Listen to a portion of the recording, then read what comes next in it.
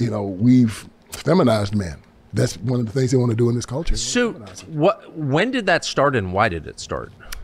Civil rights movement, man. All those communists and Marxists got involved with all these counterculture people, the feminists, and they wanted power. And the way you get power is by feminizing men. LGBTQ comes in. We are a threat to them. John Wayne's a threat, man. Jesus Christ is a threat. The guys that stand up and say, no, it's this way, because they wanted to change everything. They hated J. Edgar Hoover, not because J. Edgar Hoover hated black people, please. They hated J. Edgar Hoover because J. Edgar Hoover hated communists. And he kicked all their asses. He took them all down. And when Hoover died, they had to destroy Hoover to make it seem like that the civil rights movement and all the crap they were doing with the Black Panthers and whatnot was successful. These people were horrible people. The Panthers were selling dope on the street. They were infighting and beating women. Huey Newton beat Bobby Seale with a bull whip. It was insanity going on there. They were just a mob. But they would take these people and they would elevate them and say that this is how you need to be because we need you as suicide bombers. The way Hamas has this martyrs wall, right? So that they can have these little children growing up wanting to kill themselves for Hamas. They're training us to be the exact same way. Marching, sweating, while they're setting up in Beverly Hills and in Manhattan, drinking their little, tequilas and whatnot. Black people out there doing all the marching, all the sweating, and getting the hell beat out of them and put in jail. We're their shock troops. We're their Hitler Youth. That's why they need us. And they're going to keep that going. So, but to feminize, so the idea is to make men feminism because you take them off the table as a threat. Sure. They're not a threat anymore whatsoever. And you and I are both old enough to remember the whole feminist movement with the bra burning and, oh boy, I don't need a man. We're equal to men. Marriage is like definitely slavery. Definitely the left. All of that. And that was a Marxist construct. So that wasn't about liberation? Like slavery. It's terrible. I think that they sold it as that. It was about destroying the family. Absolutely. Because when you destroy the family, when you destroy the whole concept of family, the government has to come in and take over. And that's what it did. Yeah, the black family got destroyed behind that. Now the white family's going down too. And America's in a death spiral. Man, they destroyed us from within. Wow. You know what Abraham Lincoln said, right? Yeah. He said, nobody can cross the Pacific Ocean and take America by force. We must live as free men or die by suicide. We'll have to destroy ourselves. How do you destroy America? You must take out God, drive it mad. They've done that. And have us destroy one another. They tried to. And that's exactly what's happening now. No foreign nation is destroying America. America is committing suicide. Shout out to Louisiana for being the first state to say we're bringing the 10 Commandments back to the classroom. The first state. And there's a lot of people I saw on Twitter when they talked about that. They were so upset. What happened to church and state? Which we were like, we know y'all are atheists. I know an atheist when I hear one. But thank God they're bringing this back because that's how this country's formed. And this country needs to go back to that. And if you don't like it, then that's on you. This is how the country was created. In real time. Well, you and I, as we get older, sit here and watch it and say, oh, my God, what can we do to stop this? So the civil rights movement, the official civil rights movement, was and is still described as a Christian movement. Yeah. Was it? No, anything but. It's been a lot of great scholarship done recently. Virgil Walker has done a lot of good scholarship. James MacArthur has done some good scholarship. And they have, John MacArthur, they've looked at King's papers. Now, I know this information is out there, and there are many people that already know about this. I've only seen not this particular podcast interview, but the information he's talking about in regards to the civil rights movement. I've seen a little bit of the information out there. Okay. How many people already know about this, and how many people is this going to just destroy? Do you think it's widespread? With the whole knowledge of Martin Luther King and the Communism Party? Exactly. So I think there's a small group of people that are willing to seek further based on what we were inputted as kids. And those people understand. And then there's people that know that there's a difference, but they'll rather stay in the dark with it. And then there's everybody else. Everybody else, when it comes to the black people, that's going to be about 80% of people that will just feel away, no information, because this is how they were taught. And whatever mama taught them or whatever school taught you when the kid is law. So. Yeah. From Stanford. Come to find out that King wasn't even a Christian. He wasn't a Christian? No, he said he didn't believe in the deity of Did not know Christ. that. I didn't know that. That was crazy. Didn't believe in the resurrection. Didn't believe in hell. That's crazy. You're not a Christian then. If you don't believe in those things, you can't be a Christian. No, that's Christian. true. So when you look at his monument inside of D.C., do you notice Reverend is not on it? No, I didn't know never that. thought about that. There's nothing about God on that monument. Wow. Nothing. This is not a mistake. This is a confession. So They knew exactly who they were. I thought he was Reverend Martin Luther And our King. Bible That's a tells- pastor. I think that he was. They just put that on Well, there. no, I think he. I think he talks about how he earns that title, but OMG. But you never heard, when you thought about that, whenever you hear Dr. King, you didn't hear Jesus. I can't tell you when I heard Jesus when he talk about it. No, I just saw him in the church preaching. And that's all that black people need to say that he believed in saw Jesus. the reverend they had put in front of his name. So That was it. automatically, Every black you're people in the gonna world, think and he every is black a preacher. and every black person that saw those same things, just like myself, they automatically associate that. Didn't he believe say in God Jesus. in one of his And he speeches? might say God. He never say Jesus. Also said a tree is known. How do you know a false prophet? A tree is known by the fruit it bears. That's right.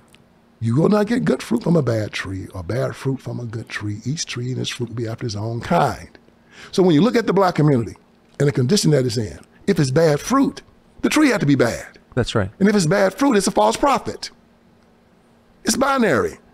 And when you look at where we were between 1940 and 1960, the black community had cut its poverty rate from 80% to about 35% in 20 years, the greatest reduction of poverty in the history of the world. Wow. And then after the civil rights movement, we flatlined. Yeah. Why? We turned from God to government. And Martin Luther King Jr. and the civil rights movement led us on that. And we know how King was all tied up with the communists. Man, Stanley Levinson was the one communist in America. Bayard Rustin had been a communist in his youth. The guy that ran the SELC, his name was Jack O'Dell, Hunter Pitts O'Dell. He was a communist. King's lawyer, Clarence Jones, was a communist. Clarence Jones and Stanley Levinson say they wrote the I Have a Dream speech. They were both communists. Really? And when you look at the I Have a Dream speech, it's amazing when you dissect it and deconstruct it. Because when King says 5 times in that speech, the first thing he said was, Free LIS. 100 years after the Emancipation Proclamation, the Negro is still not free. That is a lie. I was born free. My freedom is a gift from God. It's an unalienable right. According to John Locke and his second treatise of government, it is irrevocable, non-transferable, and unsellable. Do you know how cringy it is just even hearing this conversation? Not the simple fact that he's not telling truth, but the simple fact of what we were taught all our lives, and to hear somebody say that, and then this is what you were taught all your life. It's like it don't even seem real. Because I got to be able to find, I think I'm gonna reach out. To be honest, I'm gonna reach out to Vince and ask him, can he point to some solid sources so that I can look this up myself, because he's well spoken and he knows this information, but I want to see it also myself. He does give sources. Take out the little yellow sticky pad right there where your knee is, and that little thing. It's under that red thing.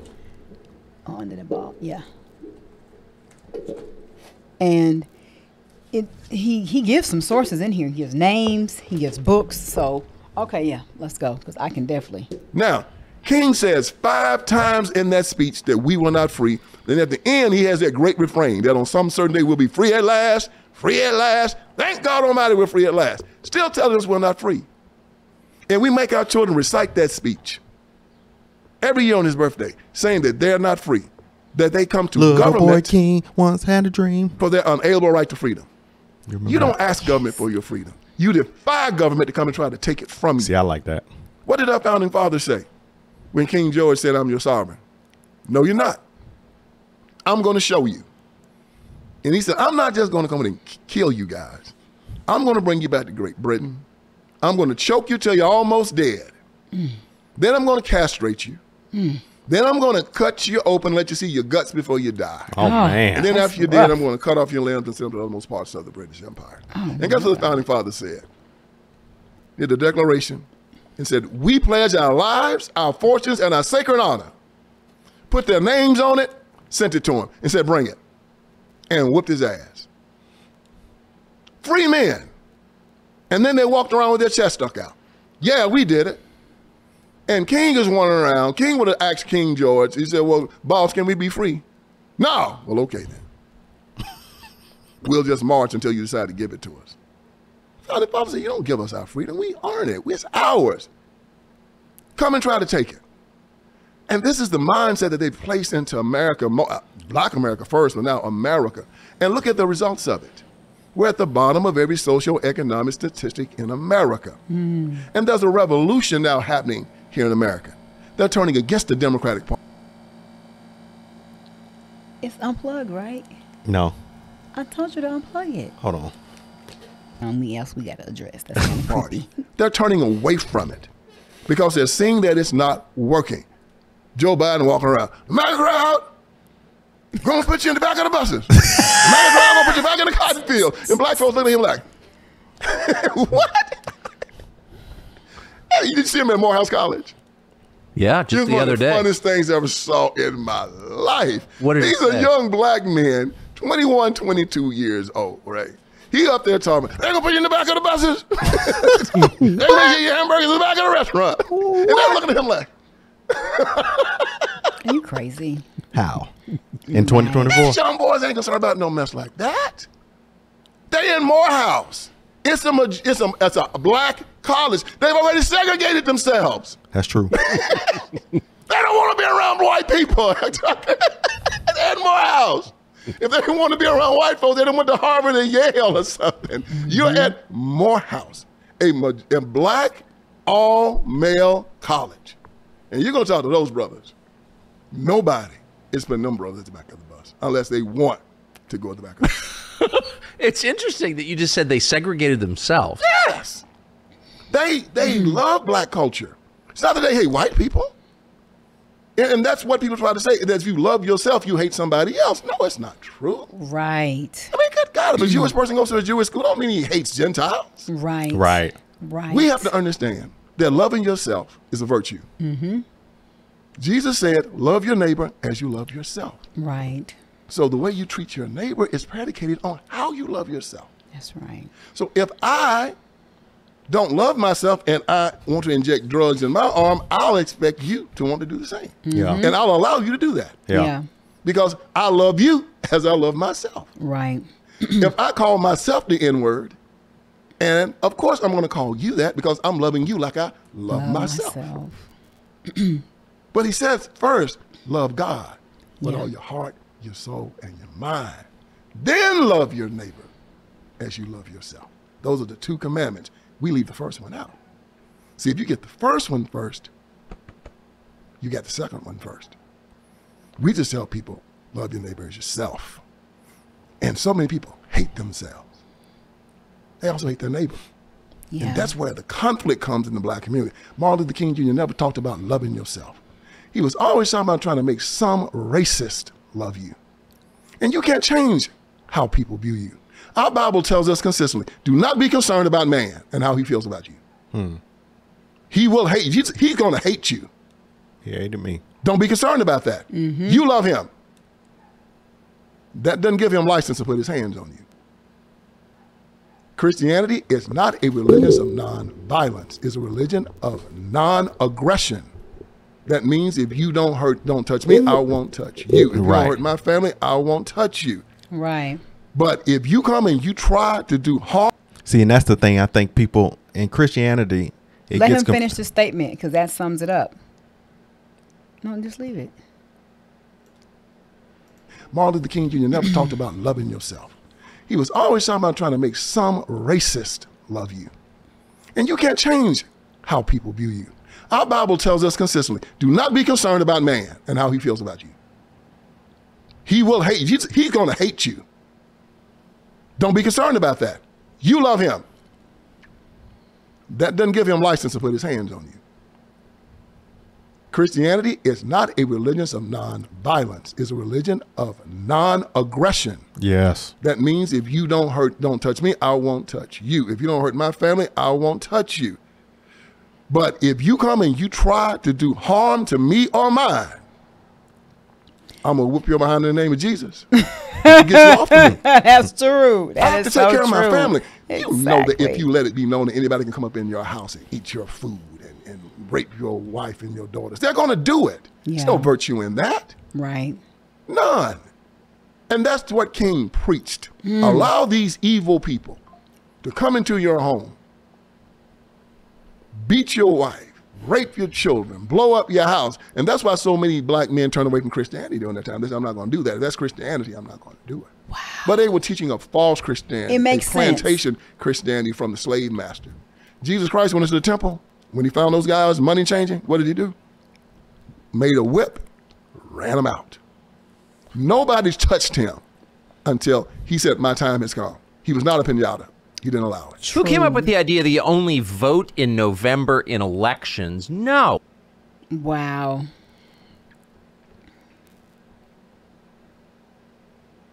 Little boy king. I mean, that song is just like embedded in your brain. Yep.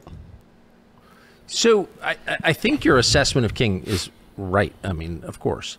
The one thing about his life, though, that does make me pause is the speech that he gave the night before he was shot in April of '68. And it was a garbage strike, I think. Yes. And in Memphis, and he was late because he was in bed with a couple of different women, and Ralph Abernathy finally bugged him until he showed up at the church, no notes, and gives this speech, which is not as well publicized as you think it would be, in which he basically predicts his death. And I've listened to it, and again, I'm not a fan of Martin Luther King, but that's the most unbelievable speech I've ever heard in my life. It is, but King did that all the time. But I guess my point is, That is crazy. it's hard to see that and not think like God is speaking through him. How can you predict your own death the night before? That's unbelievable. Don't you? Well, I mean, I think if you do it almost every day, sooner or later when you die. Is that true? Yeah, he always predicted it. He always said that this was going to happen to him. I don't know if he believed it or not. I do know this, that he had such a libertine lifestyle. Yes. He was more like Rasputin than he was Jesus Christ. Wow. He became an indispensable person in government for a very long time because they put so much behind him. I read this great book. I can't think of the name of it now. They talked about that the civil rights movement was more about the Cold War than it was about anything else. I have got to do because the some Russians reading. were using the propaganda of how they were, how America treated black people. Yes. To have African nations and Asian nations come to communism. Yes, that's true. You're our comrades. You're our brothers. That's right. They had W. Du Bois come to China. Yes. He gave him all kind of awards and everything. Stalin had these guys. Malcolm X would go over there and talk. So they were using it as a propaganda piece, and they said, we have to take care of this. So King was their front man in this effort. Okay. They didn't know King was compromised by the communists until right before the March on Washington. And that's when Bobby Kennedy told, first Deke DeLoach told him, get these communists out. Number 2 guy at the FBI. Yeah, he wouldn't do it. Then Bobby Kennedy told him, man, you got to get these guys out. He wouldn't do it. And then right before the March on Washington, the big 7, big 6, whatever, came to the White House, and Bobby kind of gave John Kennedy a nod, and John Kennedy told King, come out to the Rose Garden, I want to talk to you. He didn't even want it to be bugged in the Oval Office because he was going to share top secret information with him. And he said, I know you're under surveillance. That's lawyer talk for saying, you're under surveillance. Yeah. You have 3-4 guys in your organization are communists. They got to go. And he called their names to bed, Rustin, Jack O'Dell, Stanley Levinson. He said, these guys are communists and they have to go. And the King tried to deny it. He said, look, do you think I pulled these guys' names out of a hat? I'm the president of the United States of America and I know their name. Wow. And he brought up this guy in Great Britain that they called him some type of sex scandal. Forget his name, but he said, you know about this? He said, yes. He said, well, he lost his government behind that.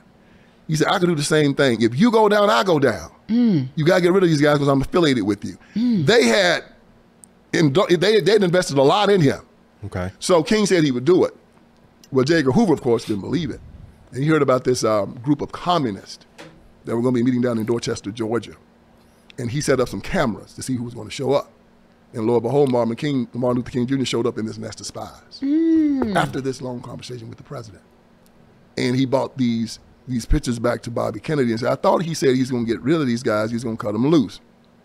And that's when Bobby Kennedy signed to put the wiretaps on him. Wow. He said because, and it was more to protect him because they thought he was going to be able to be blackmail. Excuse me. So we thinking King is getting unalive for one thing, and it's completely for something else.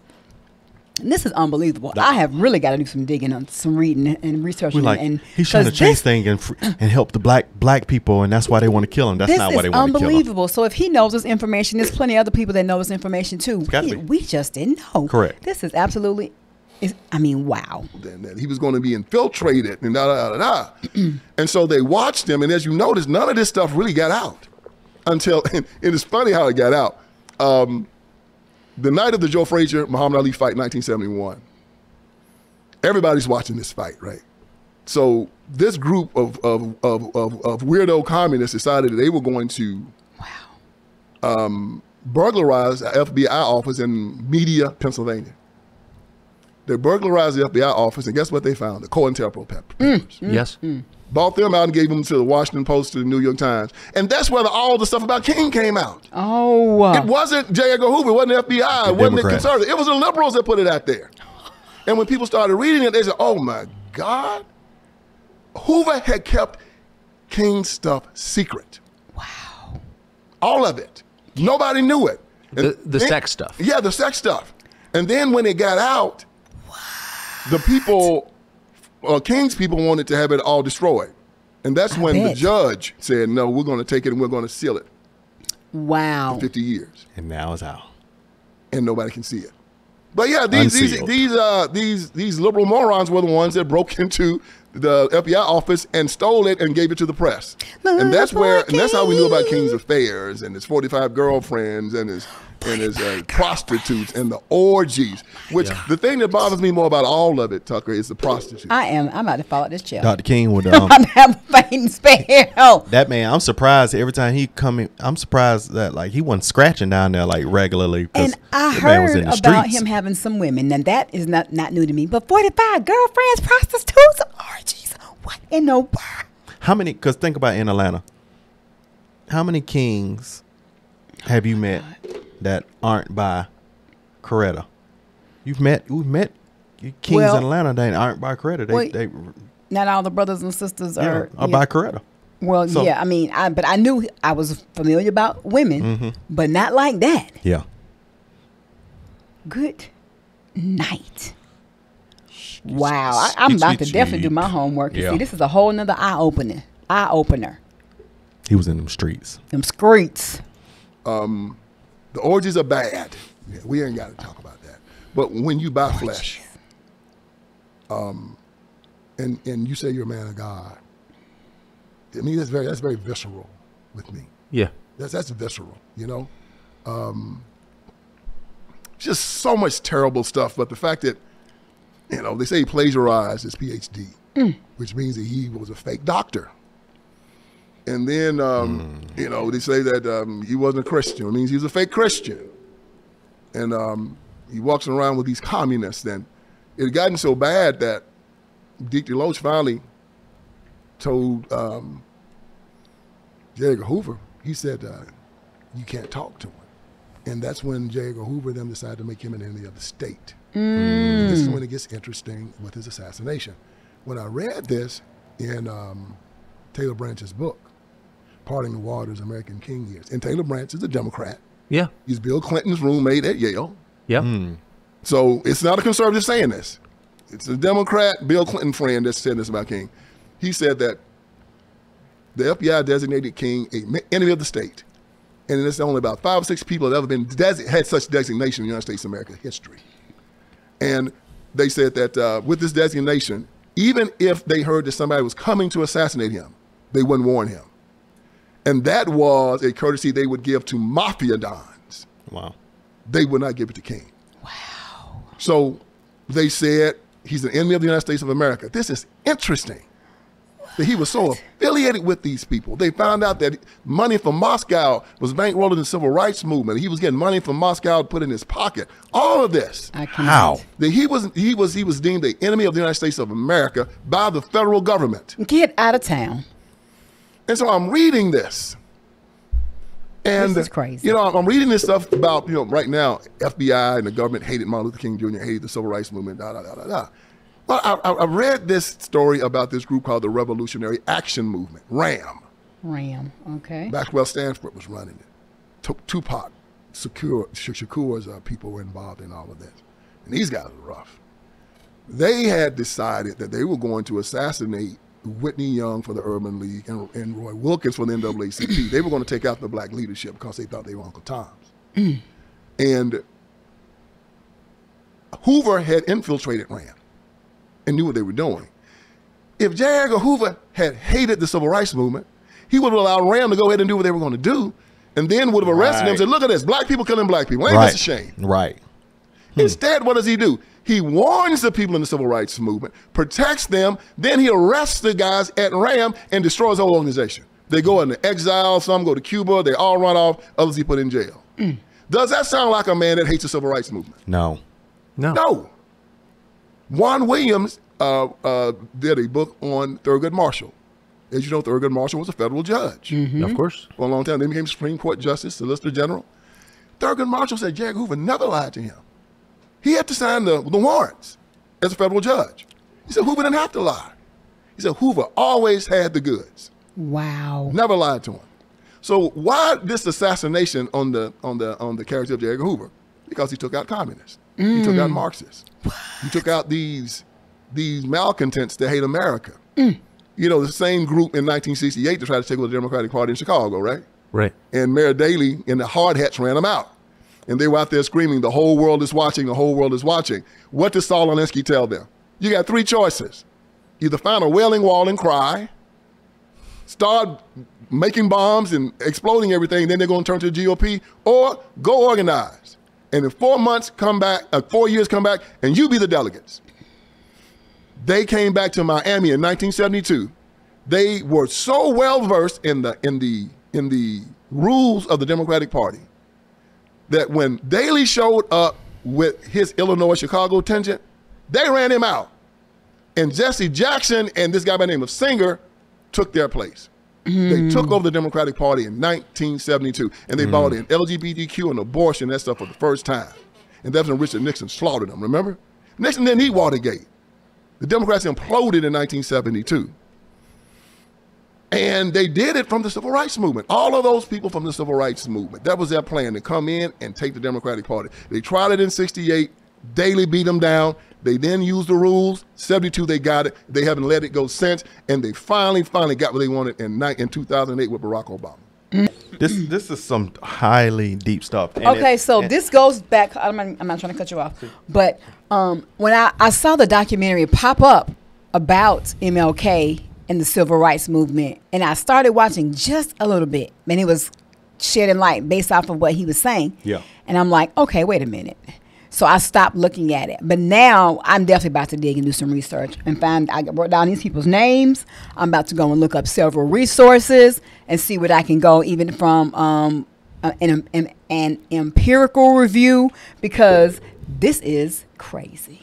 Yeah, it's oh my gosh. I remember just in life as growing up, becoming a man, there's one or two times I can think that there was something that was funny that was coming out. I don't know if I was online or where I've heard somebody talking about Martin Luther King and issues, but at that time when you start talking about that, I was still asleep. So you talk about that, I think you are crazy. You just a Uncle Tom Coon. You're gonna go completely against you're Uncle Tom Coon trying to talk against Martin Luther King. Yes. Because so y'all have to understand, we're from Atlanta, Georgia. We west side, south side babies. We from Atlanta, Georgia. In Atlanta, Georgia, Martin Luther King is right there next to Jesus. Exactly. Exactly. Martin Luther King. If you don't know nobody else in the civil rights movement, you better know who he is and what he did. Martin Luther King has a house that's down there. That's downtown. His house down there, you know, that he grew up in. It's a monument. Yep. They got the King Center. Yep. So that's when you think of Atlanta, Georgia, you think Martin Luther King, you think Coca-Cola, you think all these come up. Exactly. So you have to think, to have a mindset that thinks away that doesn't praise Dr. Martin Luther King, and you're from Atlanta, you're basically committing treason, and you support Trump. Oh, they don't like you. They don't like. I'm about to go and do and dig. I mean, I want to know truths and I want to know the facts. I don't, and that's because that's the only way you can be awakened to see what's really going on and how twisted things have become. But if you don't know the history and you thinking it's false, just like we learned about the Democratic Party before and all this stuff, and it was like, wait a minute, this ain't, no, we ain't voting this way no more. This is what we want to do. Yeah. Okay, so, I mean, it's just like, this is like, I knew about the women. I saw a play or something, and I saw in the play where they did it, a scene of actually with him. Remember, they made a multiple movie. women. They made a movie with it. And okay. One of the stars, actors played him. And remember, he was in the kitchen or somewhere. Coretta had got a call from another, it was something, or another kid or something. It was in a movie that we saw. Well, I knew about the women, but not at that level, and did not know he was the front man. I mean, I just didn't know, or he became the front man because that's what he wanted to be. Yes. They didn't approve of it based off what he's telling us. That wasn't what the government was trying to do. They wanted to wipe him out. He was why have I heard this before about someone else saying this? But it was like, nah, him a communist? No. I mean, couldn't even wrap at all. Except around it. It was just like, that was two total different ends of the spectrum. Yeah. And then, but the same thing when I was standing in line to vote for Barack Obama and president, was somebody else in line, a black man, was saying, no, he wasn't going to vote for him because of these things. And I was like, didn't hear. So I was like, oh, well, he don't even know what I'm talking about. But so there are people that are aware of this information. They're out there. We just are now getting hold of it. Wow. Well, great people. What do y'all think about this? And we're doing if this you don't around. know? And today, I don't know what time it is, if y'all get this today or tomorrow, but today is Juneteenth, and it's funny we're doing this around Juneteenth. So, you know, we aren't eyes wide shut anymore. We kind of we're open. And some people are just not going to be ready for this information, but oh well. Ooh, yeah. I posted a post on Facebook. Boy, oh well. People look at that like, oh my God, he's going against black people and he's black. All you have to do is do the research yourself, just like we're doing. It's not like we're creating this information. It's already here. It's already there. You just have to do your homework. Just have to do your homework. Yeah. And it's not about God. It's not about going against culture, because if you're white and you're white and you were said to be this and you were doing this, then you need then I'm saying you did this and you were made to look this way, but you did this, and it's just happened to be with Martin Luther King was one of those figures that they kind of tried to put on a pedestal. Yeah, but he had a whole nother agenda going on. Like Barack, it's the same kind of concept. Wow. It's only two things that brought in office, so it's the same concept. Well, he brought in a lot of stuff, but there were two focus areas that he stayed on, and that's what Joe Biden took over and started doing the same stuff too. So, well, guys, it's always bigger than you. It's always bigger than us, guys. So, what do you think? Do you know about this already? And I'm sure we're gonna have many subscribers to say, especially John. John knows. So, I'm wondering what John, one of our subscribers who's been down rocking with us for a long time. What? John or Richard? Is it Richard? Talking Richard Martin. Yes. Shout out to Richard Martin. He probably going. I'm guaranteed he was. We got a John McJunkins too. John. What? John McJunkins. You done made a name. No, I'm gonna go and look at, because he comes on my channel too. Is it Fred McFranken? Okay, but Richard and John. How about that? I'm serious. But anyway, yes, Richard for sure, and John. If I confuse you with Richard, I'm sorry, but I thought we had a John too. No, we have a Richard Martin in the comment section, and he usually is more of a wealth of knowledge. Sometimes I don't agree with Richard's saying that, but a lot of times I'll agree with. Right, and we're not going to always agree with everybody, but there are just people that I know he came to mind that are very, versed in history. Yeah. And I just want to know what you guys think. Do you know? Have you known this information, or is this something completely new to you? Because Vince is very versed and informative, and he's shouting out names and resources. And further on down in this interview, he's giving you books and everything else as well. So I just want to know if you knew this, and if you didn't, how you feel about it. That's right. And if you do, how is this impacting your life with this information? And who have you told about this? And what they think? 2024. Be more. Talk less. Yeah. We'll see you on the next one.